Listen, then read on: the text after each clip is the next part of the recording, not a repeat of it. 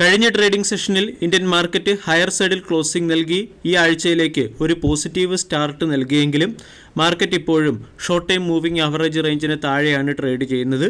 Nifty 50 10-day 20-day exponential moving average റേഞ്ചിന് താഴെ trade ചെയ്യുന്നതും ലോവർ ഹൈ ലോവർ ലോ രീതിയിലുള്ള ചാർട്ട് പാറ്റേൺ ഫോം ചെയ്യുന്നതും മാർക്കറ്റിലെ വീക്ക്നെസ്സിനെ ഇൻഡിക്കേറ്റ് ചെയ്യുന്നു. 25,200, 25,280 തുടങ്ങിയ ലെവലുകളാണ് പ്രധാന റെസിസ്റ്റൻസായി പ്രവർത്തിക്കുക. 25,280 മുകളിൽ മാർക്കറ്റ് സസ്റ്റെയിൻ ചെയ്താൽ മാത്രമേ മാർക്കറ്റ് വീണ്ടും പോസിറ്റീവ് ടെറിട്ടറിയിലേക്ക് തിരികെ വന്നു എന്ന് നമുക്ക് പറയാൻ സാധിക്കുകയുള്ളൂ. 24,900 പ്രധാന സപ്പോർട്ടായി പ്രവർത്തിക്കുകയും ചെയ്യുന്നു. കഴിഞ്ഞ ട്രേഡിംഗ് സെഷനിൽ നിഫ്റ്റിയുടെ ഡെയിലി ക്യാൻഡിൽ പാറ്റേൺ നമ്മൾ പരിശോധിച്ചാൽ അവിടെ ലോവർ വിഗോട് കൂടിയ ഒരു ഗ്രീൻ ക്യാൻഡിലാണ് ഫോം ചെയ്തിരിക്കുന്നത്. ഇത് ബോട്ടം ലെവലിൽ നിന്നുള്ള ബൈയിങ്ങിനെ ഇൻഡിക്കേറ്റ് ചെയ്യുന്നു. അതായത് 24,900 മാർക്കറ്റിൻ്റെ സ്ട്രോങ് സപ്പോർട്ടായി വരും സമയങ്ങളിലും പ്രവർത്തിക്കുമെന്നുള്ള സൂചനയാണ് നൽകുന്നത്. 50-day exponential moving average, 20-day exponential moving average തുടങ്ങിയ റേഞ്ചുകളായിരിക്കും മാർക്കറ്റിൻ്റെ ഇമ്മീഡിയറ്റ് റെസിസ്റ്റൻസായി പ്രവർത്തിക്കുക.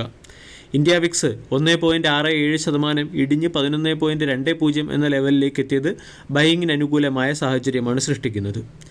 ഇന്ന് 197 communication, Paytm, Mahindra and Mahindra financial service, Colgate Palmolive, Dixon technology, JSW infrastructure, credit Axis Grameen, blue jet health care, C&DLM, Dalmia Bharat, Kajaria ceramics, KEI industries, Mahanagar gas തുടങ്ങിയ കമ്പനികളുടെ quarterly result പുറത്തു വരുന്നതുകൊണ്ട് ഈ സ്റ്റോക്കുകളിൽ ചിലപ്പോൾ സ്റ്റോക്ക് സ്പെസിഫിക് ആക്ഷൻ വന്നേക്കാം. കഴിഞ്ഞ ദിവസം മാർക്കറ്റ് അവറിന് ശേഷം ക്വാർട്ടർലി റിസൾട്ട് പുറത്തുവിട്ട ചില കമ്പനികളുടെ ക്വാർട്ടർലി റിസൾട്ടിന് മുകളിലുള്ള മാർക്കറ്റ് റിയാക്ഷനും ഇന്ന് പ്രതീക്ഷിക്കാവുന്നതാണ്. CIE ഓട്ടോമോട്ടീവിൻ്റെ ക്വാർട്ടർലി റിസൾട്ടിൽ കമ്പനിയുടെ റവന്യൂ 3% വർദ്ധിച്ച് 2,293 നിന്നും 2,369 കോടിയിലേക്ക് എത്തി. എബിറ്റ 6% ഇടിഞ്ഞ് 360 കോടിയിൽ നിന്നും 337 കോടിയിലേക്ക് എത്തുകയും എബിറ്റ മാർജിൻ 15.7 നിന്നും 14.2 എത്തുകയും ചെയ്തു.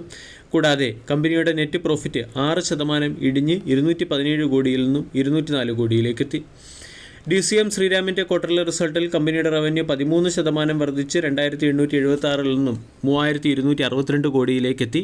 എബിറ്റ 22.9% ഉയർന്ന് 248 കോടിയിൽ നിന്നും 305 കോടിയിലേക്ക് എത്തുകയും മാർജിൻ 8.6% നിന്നും 9.3% എത്തുകയും നെറ്റ് പ്രോഫിറ്റ് 13% വർദ്ധിച്ച് 100 കോടിയിൽ നിന്നും 113 കോടിയിലേക്ക് ഉയരുകയും ചെയ്തു. PNB ഹൗസിംഗ് ഫിനാൻസിൻ്റെ നെറ്റ് ഇൻട്രസ്റ്റ് ഇൻകം 16% വർദ്ധിച്ച് 631 കോടിയിൽ നിന്നും 733 കോടിയിലേക്ക് എത്തിയപ്പോൾ കമ്പനിയുടെ പ്രോഫിറ്റ് 6% ഇടിഞ്ഞ് 567 കോടിയിൽ നിന്നും 531 കോടിയിലേക്ക് എത്തി. ടോട്ടൽ ഇൻകം 13% വർദ്ധിച്ച് 1,822 നിന്നും 2,700 കോടിയിലേക്ക് ഉയർന്നിട്ടുണ്ട്. ഹാവൽസിൻ്റെ ക്വാർട്ടർലി റിസൾട്ടും അത്ര മികച്ചതല്ല.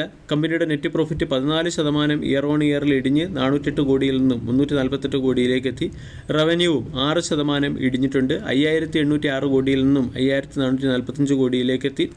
എബിറ്റ 9% ഇടിഞ്ഞ് 572 കോടിയിൽ നിന്നും 516 കോടിയിലേക്ക് എത്തുകയും മാർജിൻ 9.9 നിന്നും 9.5% എത്തുകയും ചെയ്തു. DCM ശ്രീരാമിൻ്റെ ക്വാർട്ടർലി റിസൾട്ടിൽ നെറ്റ് പ്രോഫിറ്റ് 13% വർദ്ധിച്ച് 100 കോടിയിൽ നിന്ന് 113 കോടിയായപ്പോൾ റവന്യൂ 13% വർദ്ധിച്ച് 2,876 നിന്നും 3,262 കോടിയിലേക്ക് എത്തി.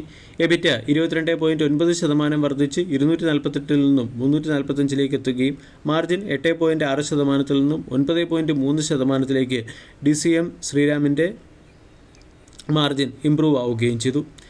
LIC എന്ന കമ്പനി SBIയിൽ അവരുടെ സ്റ്റേക്ക് ഹോൾഡിംഗ് 9.21 നിന്നും 9.49% ഉയർത്തിയതിൻ്റെ പശ്ചാത്തലത്തിൽ SBI എന്ന സ്റ്റോക്കിനെ ഇന്ന് ഫോക്കസ് ചെയ്യാവുന്നതാണ്. ധനലക്ഷ്മി ബാങ്കിൻ്റെ ക്വാർട്ടർലി റിസൾട്ടിൽ കമ്പനിയുടെ പ്രോഫിറ്റ് 8 കോടി രൂപയുടെ ലോസിൽ നിന്നും 12 കോടി രൂപയുടെ പ്രോഫിറ്റിലേക്ക് എത്തിയപ്പോൾ നെറ്റ് ഇൻട്രസ്റ്റ് ഇൻകം 40% വർദ്ധിച്ച് 99 കോടിയിൽ നിന്നും 139 കോടിയിലേക്ക് എത്തി. ഗ്രോസ് NPA 2.98 നിന്നും 3.22% ഉയരുകയും ചെയ്തു. സിപ്ല എന്ന കമ്പനി ഐക്കാൾടെക് ഇന്നൊവേഷൻ എന്ന കമ്പനിയുമായി ചേർന്ന് ഡെഫിനിറ്റ് എഗ്രിമെൻറ്റിൽ ഒപ്പുവെച്ചതിൻ്റെ പശ്ചാത്തലത്തിൽ സ്റ്റോക്ക് മാർക്കറ്റിൻ്റെ ശ്രദ്ധ ആകർഷിക്കാൻ സാധ്യതയുണ്ട്.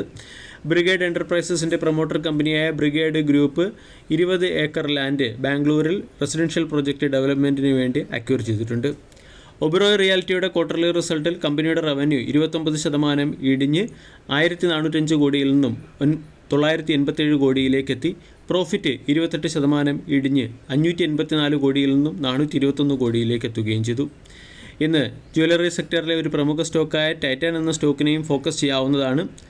ഡമാസ് എന്ന UAE കമ്പനിയുടെ 67% സ്റ്റേക്കുകൾ ടൈറ്റാൻ എന്ന കമ്പനി അക്വയർ ചെയ്തതിൻ്റെ പശ്ചാത്തലത്തിലാണ് ടൈറ്റാൻ മാർക്കറ്റിൻ്റെ ശ്രദ്ധ ആകർഷിക്കുക. SBI 25,000 കോടി രൂപയുടെ ഫണ്ട് റൈസ് ചെയ്യാൻ തീരുമാനിച്ചിട്ടുണ്ട്. LIC, Societe Generale, HDFC life insurance, HDFC mutual fund, Quant mutual fund തുടങ്ങിയ കമ്പനികൾക്ക് 25,000 കോടി ഷെയറുകൾ ഇഷ്യൂ ചെയ്താണ് 30 കോടി രൂപയുടെ ഫണ്ട് റൈസ് ചെയ്യാൻ കമ്പനി തീരുമാനിച്ചിരിക്കുന്നത്. അതുപോലെ തന്നെ അരിസിൻ ഇൻഫ്രാ സൊല്യൂഷൻ എന്ന സ്റ്റോക്കിനെയും ഇന്നത്തെ ട്രേഡിംഗ് സെഷനിൽ ഫോക്കസ് ചെയ്യാവുന്നതാണ്. കമ്പനിക്ക് 340 കോടി രൂപയുടെ ഓർഡർ ട്രാൻസ്കോൺ ഗ്രൂപ്പിൻ്റെ സൈഡിൽ നിന്നും ലഭിച്ചതിൻ്റെ പശ്ചാത്തലത്തിൽ സ്റ്റോക്ക് മാർക്കറ്റിൻ്റെ ശ്രദ്ധയാകർഷിച്ചേക്കും. BL കാശ്യപ് ആൻഡ് സൺസ് എന്ന കമ്പനിക്ക് BPTPയുടെ സൈഡിൽ നിന്നും 910 കോടി രൂപയുടെ സിവിൽ സ്ട്രക്ചർ കൺസ്ട്രക്ഷൻ്റെ ഓർഡർ ലഭിച്ചതുകൊണ്ട് സ്റ്റോക്കും മാർക്കറ്റിൻ്റെ ശ്രദ്ധ ആകർഷിക്കാൻ സാധ്യതയുണ്ട്. വീഡിയോ എല്ലാവർക്കും ഇഷ്ടമായി എന്ന് വിശ്വസിക്കുന്നു. താങ്ക്